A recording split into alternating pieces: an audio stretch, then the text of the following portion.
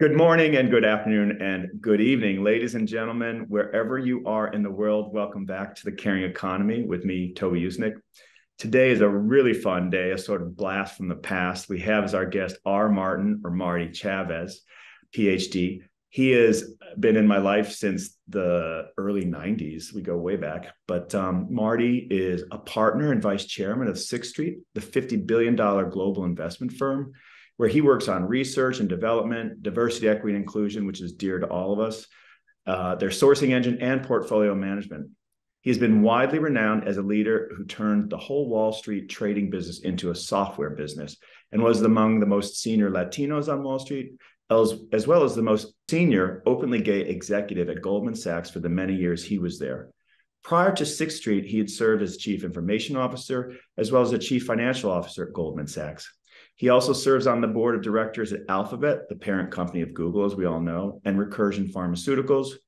Marty holds his biochemical sciences and an SM in computer science from Harvard and a PhD in medical information science from Stanford. And if that's not enough, he's also just an all-around great guy and a father of two. So welcome to the Caring Economy, Marty. Toby, it's a delight to be here. And boy, we sure do go way back. Thank you for reminding me. And I would just say one thing. I was one of many people who worked on turning the trading business into a software business, and what an experience that was. Yeah, and how it's informed so much of where we are today. So, Marty, give us a little synopsis of your life.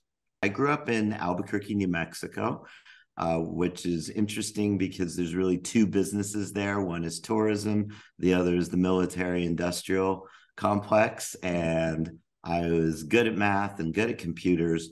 My very first job was working for the Air Force Weapons Lab over the summer when I was 16. The government was pivoting away from testing neutron bombs by exploding them in the Nevada desert.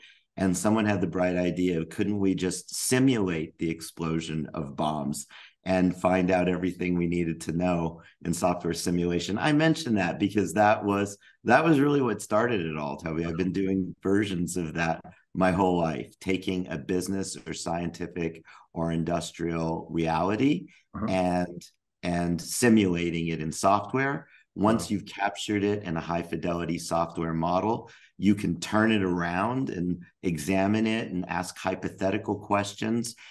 You could lose a lot of money. You could create a lot of damage, but it's all in a simulated or virtual world.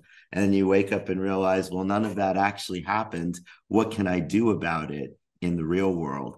And that's really a core principle that I applied on Wall Street, building a high fidelity model of the trading business so that we could imagine all the ways in which we might lose money, and then do something before we did it, before that actually happened. And I think we got really good at that. And now I'm working on doing really the same thing in biology, much harder problem. We're seeing some exciting progress there. Again, as I said in the opening, you've sort of got left and right brain from what I've observed. So the biomedical studies and your work now, the digital, the finance, help us understand. I mean, AI is everywhere, particularly now with Chat GPT, we're hearing everywhere. But you anticipated this years ago. You helped create this leveraging of technology, software, I would imagine AI. It has to be taking us, I believe, to a good place with guardrails. Tell us a little bit about that. Like, how do you approach something aside from saying, let's simulate it through software? I got excited about artificial intelligence really since I was a kid, studying biochemistry. Well, that was another pivotal moment in my life. It was 1981. I was my first year at Harvard. I had sophomore standing, so I had to declare a major, and the science professors were recruiting. And I remember Professor Steve Harrison sitting behind a table saying to me, biochemistry wants you. And he said, the future of the life sciences is computational. He said that in 1981. Wow. Now it seems obvious. Then it was wild and prescient. And he said, if you major in biochemistry, we can construct a major where you mostly study computer science, chemistry, physics, math, take one wet lab class, and we'll call it a biochem major. And that's really what got me started.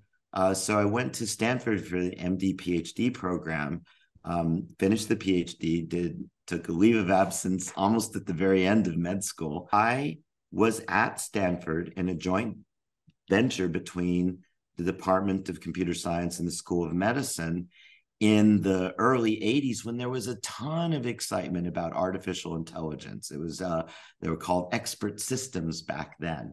Mm-hmm. And my thesis advisor, Ted Shortliff, actually achieved a lot of recognition for building one of those first expert systems to diagnose blood bacterial infections. I was super excited about all of this, but I realized about halfway through my PhD that the computers were just way too slow to solve anything except toy problems. And so I wrote my PhD largely in computational complexity theory. Can we find algorithms that give us approximate disease diagnoses and probabilities of disease, and do that in an efficient way, given that the computers were very slow and the compute power was just too low back then. I was writing papers with some interesting people in that same program. And I'll mention them because it just really says a lot about artificial intelligence and medicine and biology. So one of them is me. One of them is Eric Horvitz, chief scientist of Microsoft.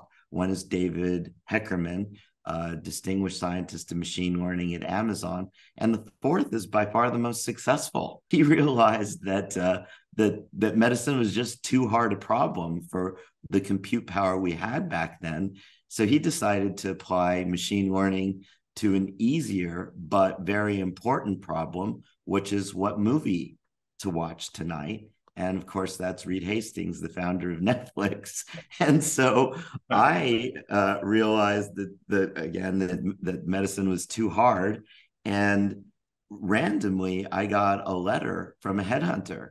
And the headhunter said, I've been instructed by Goldman Sachs to make a list of entrepreneurs in Silicon Valley with PhDs in math, physics, or computer science from Stanford. And you are on my list. Would you come out for an interview? And that was quite an interesting achievement for a headhunter back then, right? I don't know how he did it. There was no LinkedIn. But I went out really as a joke. I thought I was scamming this bank for a free trip to New York. So I had the right place. I was in the right place at the right time with the right preparation. Finance was nowhere on my plan. I'd barely heard of Goldman Sachs. Wall Street had problems that they needed to solve, and they were willing to pay for those solutions. Yeah. And their problems were actually quite a lot easier than problems in medicine and just about matched the state of the art of computing at the time. Clearly, the computational capabilities have. I wonder about when you went to Goldman Sachs. So now I would argue that finance did build civilization, but still, it's not quite as warm and fuzzy as the human body. And I wonder, do you feel compromised, or you were more fascinated and said, I can ride this out for a bit and see what I learn? Or how did you factor in that aspect of it? Well, Toby, I think I'm very pragmatic, right? I come from a family just barely hanging on to the middle class that borrowed and scraped money to send the kids to Harvard. And so my parents would always say, playing the piano is wonderful, humanities, speaking Spanish, all this is really great. You need a job that pays the bills. And so to me, I never really thought about warm and fuzzy versus not warm and fuzzy. I thought I got some bills to pay. I spend most of my time on Wall Street feeling that my detour through medical school had been a distraction. I was making the mistake of comparing myself to other people around me and thinking, oh, I'm about 3 or 4 years late in my career on Wall Street because of that detour through Stanford.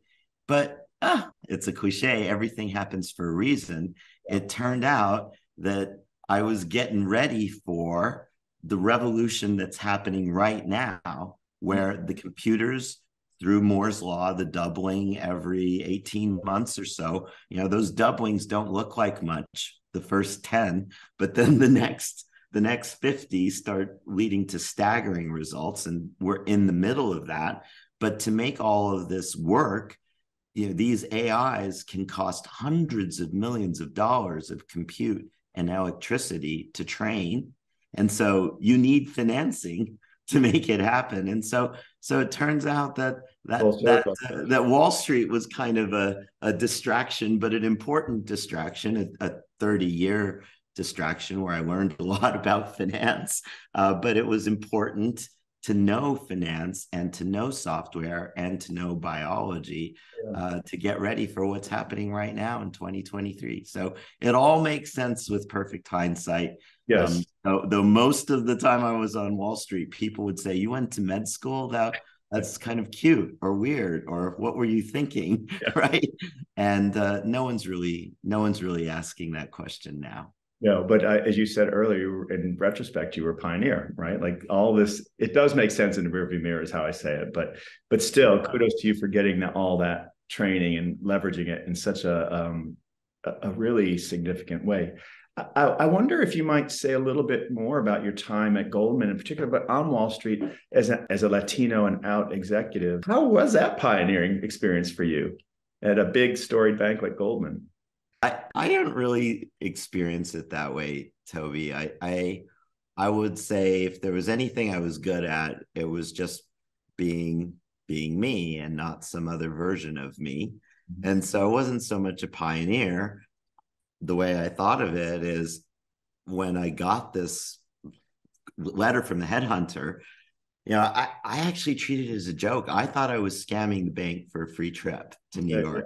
And a weekend on Fire Island, right? And then I got an offer, and I took the offer, and the gentleman who became my boss, Armin Avanesians, who was really the founder of this concept of quants or computer scientists in a trading business, not IT support for the trading business, but professionals on the trading desk. He really created that concept. And when he put the offer in front of me, he was sure I was going to say yes. He knew it was multiples of any number I'd ever seen before. But instead, I was just silent, and it was awkward. And there was a very long pause. And I finally said, "I think I should tell you that I'm gay."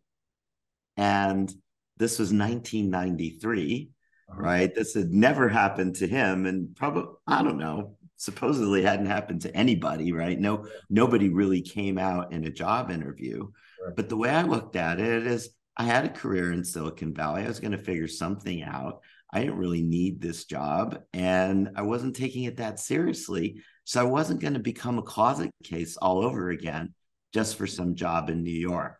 So it's not so much being a pioneer as just being unapologetic for being me. Now, Armin, who's hiring me, good at thinking on his feet. When I said, "I think I should tell you that I'm gay," he said, "Do you have a boyfriend?" Which is a lovely response, but not something that you're allowed to ask in 2023, right? But right. I said yes. And he said, "What does he do?" I said, "He's a lawyer, his securities lawyer." And Armin said, "Well, he can come out to New York and we'll get him a job at a law firm that works with us." And I thought, okay, this is gay friendly, I suppose. Actually, that was the wrong conclusion, Toby. It was not that it was gay friendly. It was that it was gay indifferent, right? They had something that needed doing. I had the requisite skills, and homophobia was not going to get in the way of that match, right? And that was always my experience. People would always ask me, I remember a common question. "So don't you know any other Hispanic computer scientists that we could hire?" And I said, "My brother Tom, he's a Hispanic computer scientist, and he's actually the only one I know." So I think there was this theory that I ought to know all the Hispanic computer scientists, but somehow I never did. So there again, it was just, I wasn't going to apologize for being myself. Sure. And I remember when one day I was asked to be head of the firm-wide Hispanic and Latin network. And I remember, this is so sad, my first thought was, why are they asking me, right? Like, I'm very Hispanic, but I don't like wander around thinking that. And then I thought, oh yeah, I'm Hispanic. Sure, I'll do that. Sure. Right. So I guess I don't think of these identities, they're interesting identities, but they're really not the thing that is top of mind for Sure. me about Well, I myself. think that's because you're an evolved leader, but also, great that you could lead by example at a minimum. But ladies and gentlemen, today I should remind us we have our Marty Chavez with us. He's the partner and vice chairman of Sixth Street, the $50 billion global investment firm. Marty, you also at Sixth Street, you're leading DE&I efforts, diversity, equity, and inclusion. So not everyone is as a natural, so to speak, for just being who they are. And I wonder if you could talk a little bit about DE&I more broadly, and how do you help instill it or inculcate it in your brand, or what have you observed of other brands doing it? Sometimes it just falls flat, I think, but clearly, Yeah. if you can see what success looks like, it's easier to mimic it. So, so Toby, I think a lot of this is born of pragmatism. Mhm.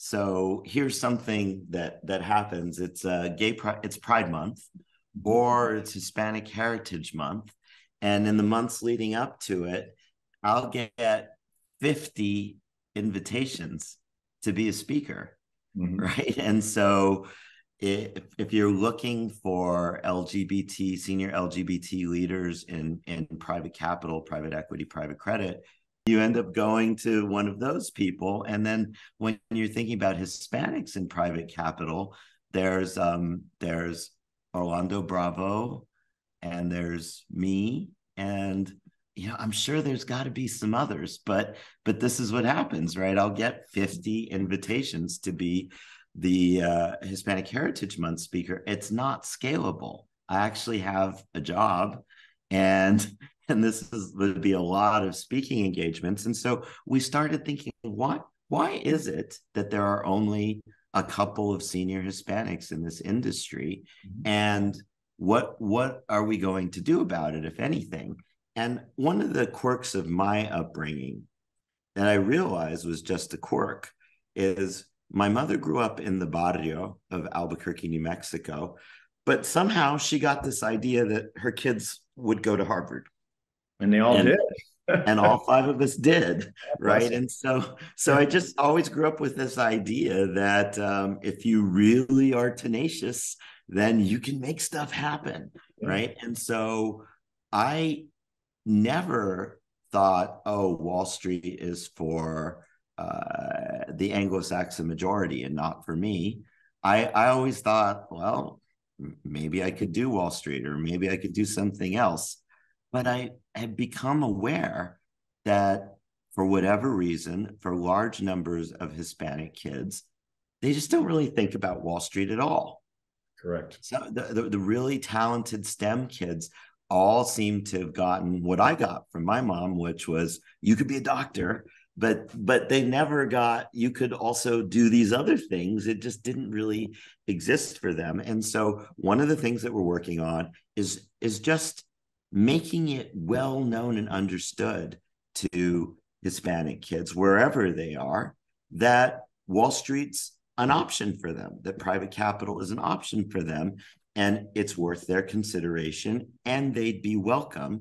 And there are some things that you have to know to succeed, like even just the mechanics of how you interview and what works well in an interview and what doesn't.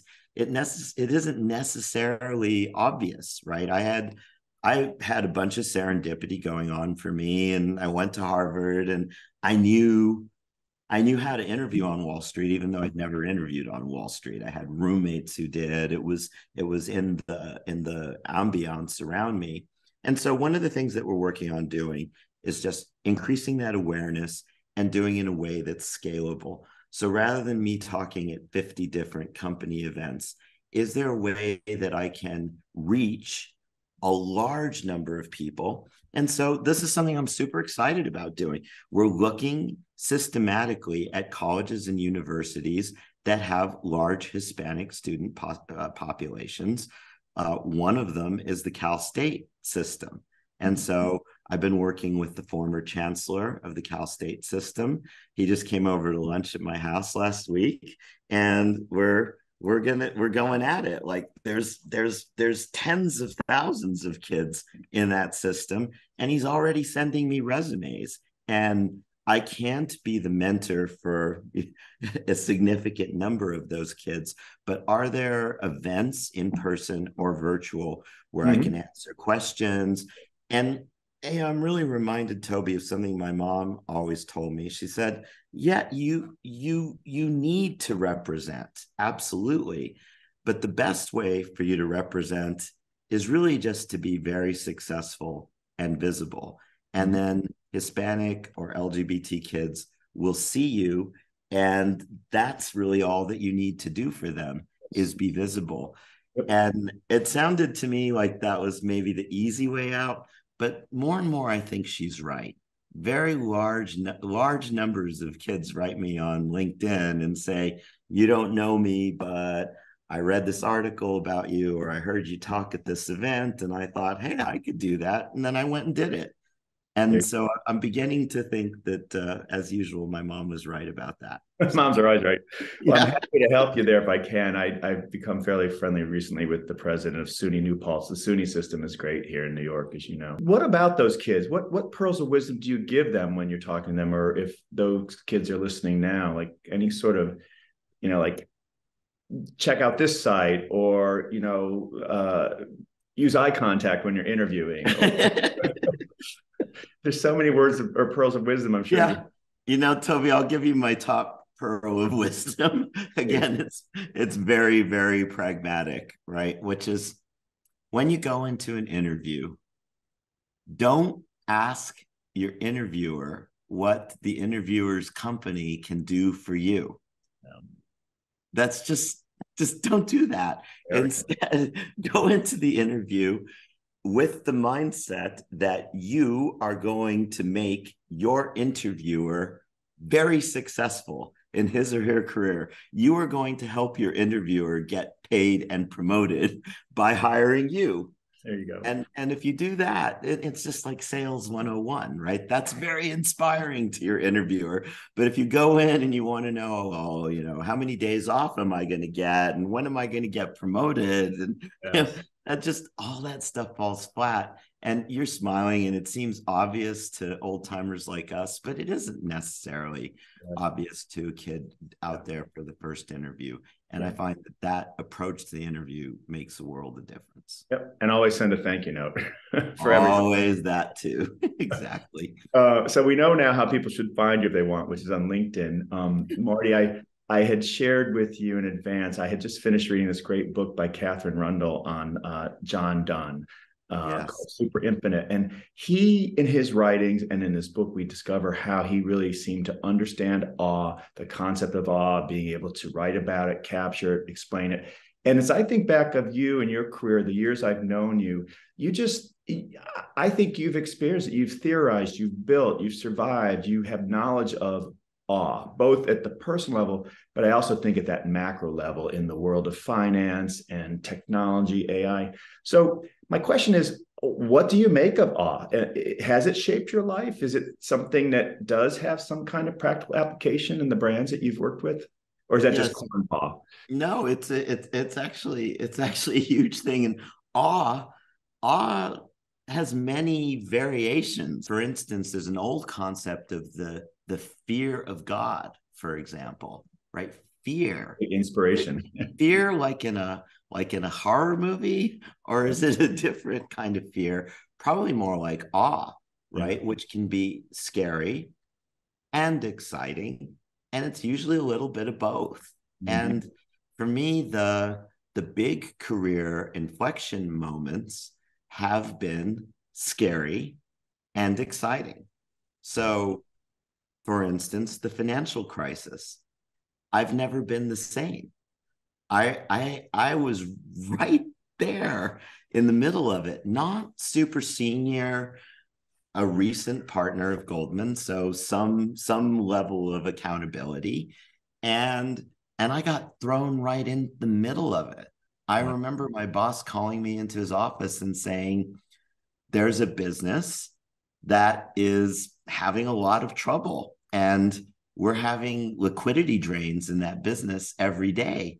Go fix it. Wow. And I said, well, I don't really know the first thing about that business.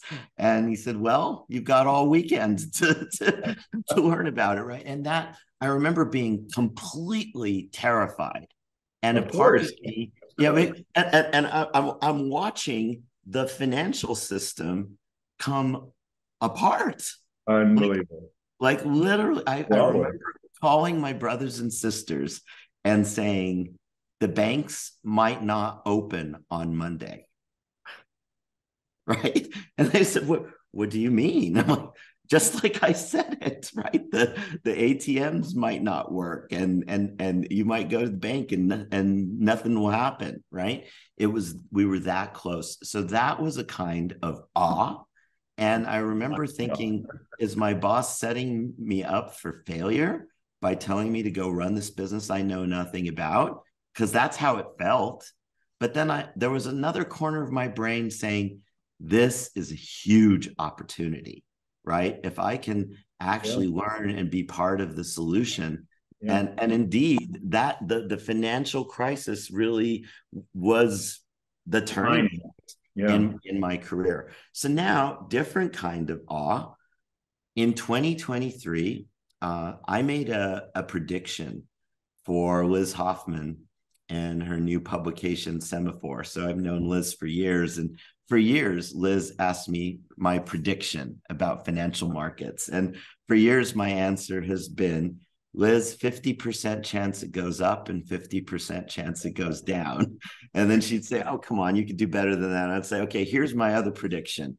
There will be more software in the future than there was in the past. And then she'd say, okay, all right, you really don't want to make predictions. Well, finally, this January, last month, I gave her a prediction for her to write down.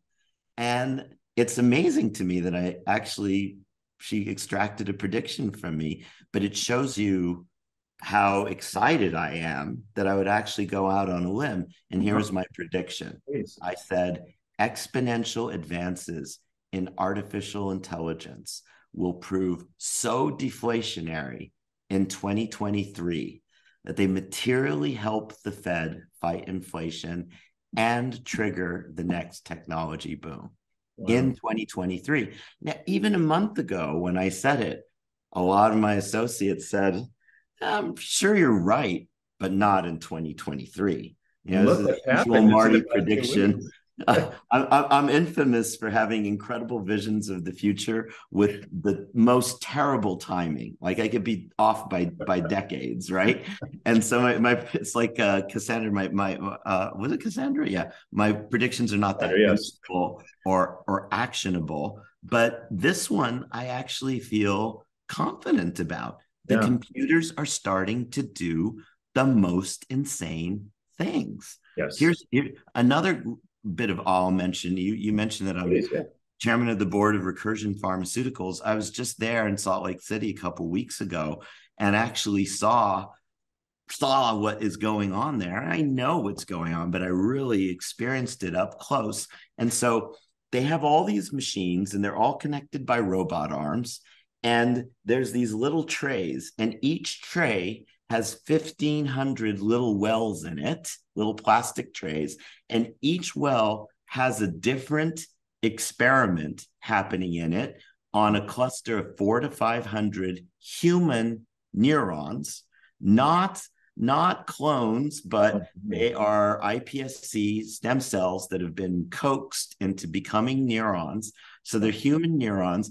And in each cell, there's a different experiment where you're knocking out, using CRISPR, one gene, and they're knocking out all 17,000 genes one at a time, throwing a small molecule at it as you knock out that gene, and then imaging the cells to see what happens and applying AI to the images. Amazing. They're doing 2.5 million of these experiments per week, generating exabytes of data and systematically mapping biology. If that's not awe-inspiring, I mean, it brings tears to my eyes. And the rate at which it will just continue to amplify is just we're just getting started.